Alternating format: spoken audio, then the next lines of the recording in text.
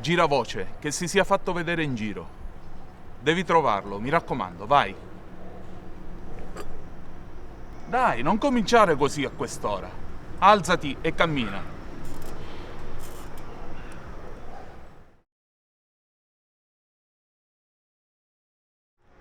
Ricordati, liquida le domande col minor numero di parole. Cerca di rispondere solo con sì o no. Resta tranquillo e non accettare le sue provocazioni. Non corrugare mai la fronte, non muovere nervosamente le gambe, non restartene in silenzio. La giuria ti starà sempre con gli occhi puntati addosso. Non mostrare alcun segno di debolezza.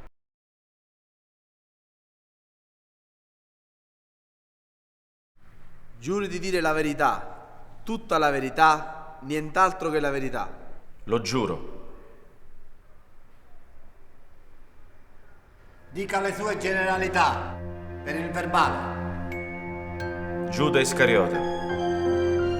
Qual era il suo rapporto con Gesù Cristo? Ero uno dei discepoli. Come lo conobbe? Mi fu presentato da Filippo. Come? Ero alla ricerca di un lavoro. Lui si avvicinò parlandomi di quanto fosse difficile oggi tirare avanti e di quanto il governo stesse rovinando il paese. Mi disse che c'era un lavoro. Mi portò all'interno di una taverna e lì conobbi gli altri apostoli. Chi c'era in quella taverna? Di quella sera ricordo lei, Matteo. Mi parve subito uno che sapeva il fatto suo. Mi dissero che aveva stampato dei soldi e li aveva dati in elemosina ai poveri. Signor Iscariota, siamo qui per decidere se lei sia o no colpevole di omicidio preterintenzionato e non per sentire calunnie su altre persone. Obiezione, vostro onore. L'accusa ha chiesto al mio assistito cosa accadde quella sera e chi era presente. Eventuali voci ascoltate dal mio cliente fanno parte degli eventi che l'accusa ha chiesto di conoscere. Obiezione accolta. Continui. C'era anche Pietro. Nessuno sapeva che mestiere facesse, ma sembrava sempre arrabbiato. Poi ricordo Simone Cananeo, di Palermo. Mi disse che era diventato missionario dopo che un ponte che aveva costruito era caduto al passaggio del primo treno. Poi c'era anche Andrea, il più vecchio di tutti, ex presidente della Cassazione. Era un po' sordo. Poi... come faccio a ricordarli tutti? C'era troppa gente di tutte le risme. Gesù le offrì un lavoro? Non proprio. Non era lui a parlare di lavoro. Giovanni. Diceva di essere un avvocato. Balbuziente, e come tutti gli avvocati, un gran figlio di puttana. Tua madre è una puttana. Parlava di rivoluzione, di svegliare la gente, di farle prendere le armi. L'unica cosa che disse il maestro, così lo chiamavano, fu: in verità, chi non è con me è contro di me. Allora tutti si misero a brindare, ad applaudire. Tutti gridavano libertà, libertà. Si parlava di una grande ricompensa da parte del padre. Lei ha mai conosciuto il padre? No, mai. Nessuno lo ha mai visto. Gesù mi aveva detto che il padre ci avrebbe ricompensato con un regno. Lei ha sentito pronunciare queste parole a Gesù Cristo? No, erano gli altri a dirlo. Risolvere tutti i miei problemi, essere re. Cos'altro avrei potuto chiedere? In che cosa consisteva il lavoro che ha svolto? In un certo senso era propaganda. Fare comizi, attaccare manifesti, dare volantini. Gesù ha fatto mai uno di questi comizi? Solitamente erano Giovanni o Pietro. Per questo lavoro ha ricevuto mai una paga? Nemmeno una lira. Sputavo sangue ma neanche un anticipo. E così ha approfittato della taglia sulla testa di Gesù. Obiezione! Supposizioni! Accolta. Signore Iscariota, fu per la ricompensa che consegnò Gesù a Pilato? Signore Iscariota, fu forse per la ricompensa che consegnò Gesù a Pilato?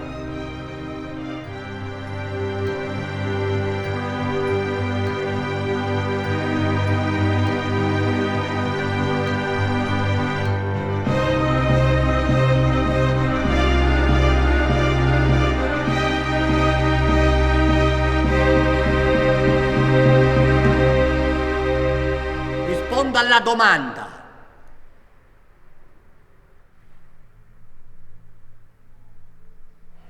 Anche per quello.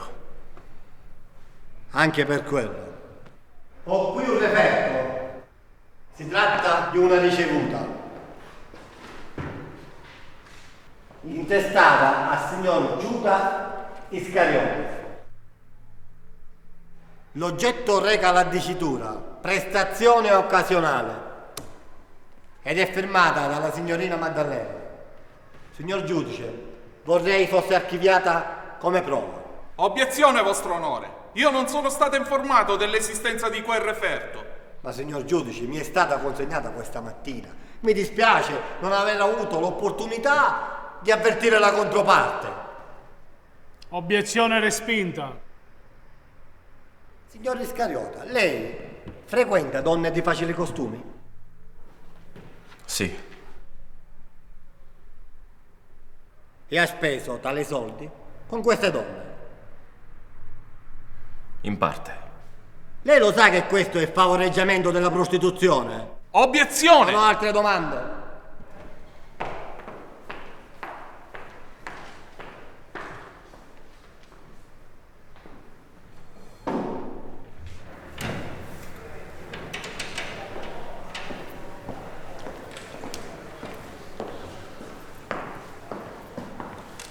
L'ho trovato.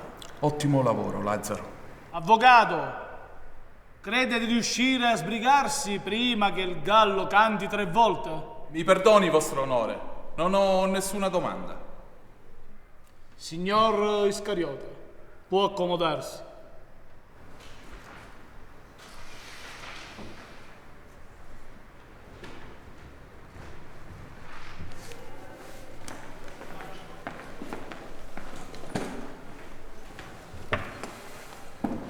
Perché non mi hai fatto domande? Mi hanno anche accusato di favoreggiamento della prostituzione. Fidati di me. Avvocato, ha altre persone da chiamare a deporre? No, vostro onore. Allora rinvio l'udienza domani per cominciare la seduta con la difesa. Vostro onore, chiamo a testimoniare Gesù Cristo.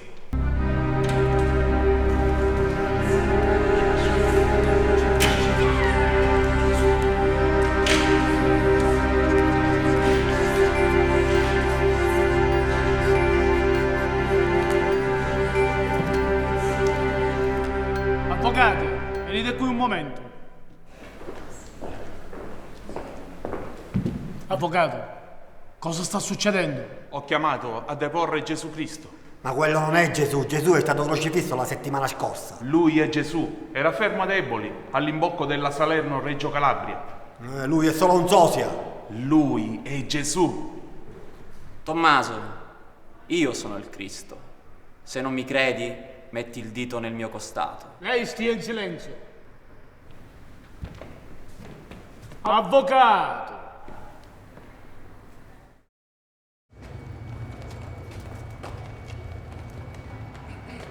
Signor Iscariota, è felice della soluzione. Il mio cliente è entusiasta della piena assoluzione e non ha intenzione di rispondere ad alcun'altra domanda. La vicenda l'ha screditata all'opinione pubblica. Cosa intende fare? Per riscattare la propria immagine sono certo che basterà mettere tutta la verità, nero su bianco, per iscritto. È appena uscito un'ansia con una dichiarazione di Dio Padre. Come ho già detto prima, il mio cliente non ha intenzione di rispondere a nessun'altra domanda.